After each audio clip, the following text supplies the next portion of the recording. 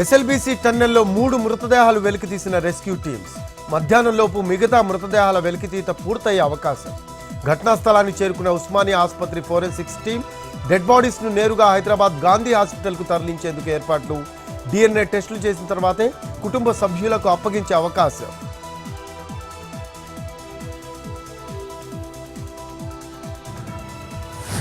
ఎవరైనా సరే నోరు అదుపులో పెట్టుకొని మాట్లాడాలి. మా పార్టీలో అంతర్యుద్ధం ఏమీ లేదు. గోరంట్ల మాధవ్ వ్యాఖ్యలకు హోంమంత్రి అనిత కౌంటర్. వైసీపీలో ఉన్న అంతర్యుద్ధం సంగతి చూసుకోవాలని వ్యాఖ్య.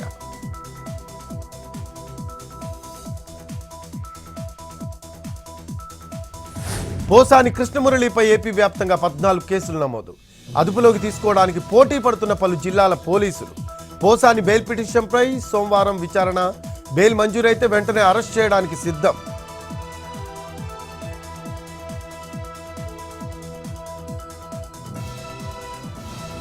కూటమి పాలనపై మాజీ మంత్రి గుడివాడ అమర్నాథ్ సెటైర్.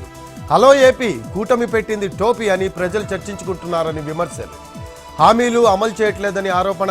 వెనుకబడ్డ రాయలసీమ, ఉత్తరాంధ్రకు బడ్జెట్లో కేటాయింపులు లేవని విమర్శలు.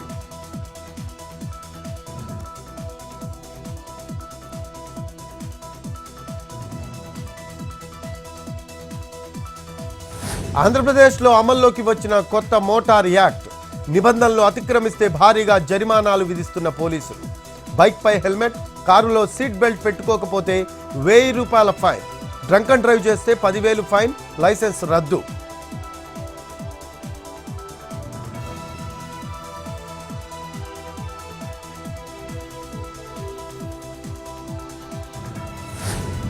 హైదరాబాద్ హయత్ నగర్లో రోడ్డెక్కిన జీ స్కూల్ విద్యార్థుల తల్లిదండ్రులు. అధిక ఫీజులు వసూలును నిరసిస్తూ భారీ ర్యాలీ.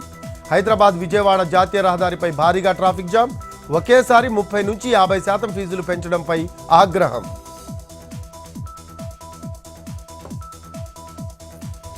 హైదరాబాద్ మన్సూరాబాద్లో అమానవీయ ఘటన.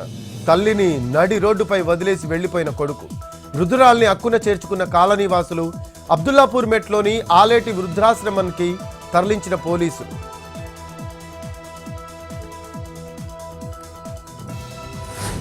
కరీంనగర్ జిల్లా జమ్మికుంటలో విషాదం. టైర్ పేలడంతో అదుపు తప్పి ధర్మారం కెనాల్లోకి దూసుకు వెళ్లిన ట్రాక్టర్. డ్రైవింగ్ చేస్తున్న యజమాని మృతి.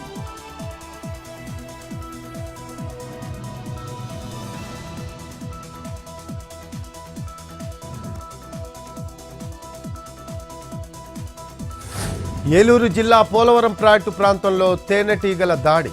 ప్రాజెక్టు సమీపంలోని కొండ ప్రాంతంలో 4గురిని కుట్టిన తేనెటీగలు. బాధితులకు స్థానిక ప్రభుత్వ ఆసుపత్రిలో చికిత్స. తీవ్రంగా గాయపడ్డ వ్యక్తిని రాజమండ్రికి తరలించిన కుటుంబ సభ్యులు.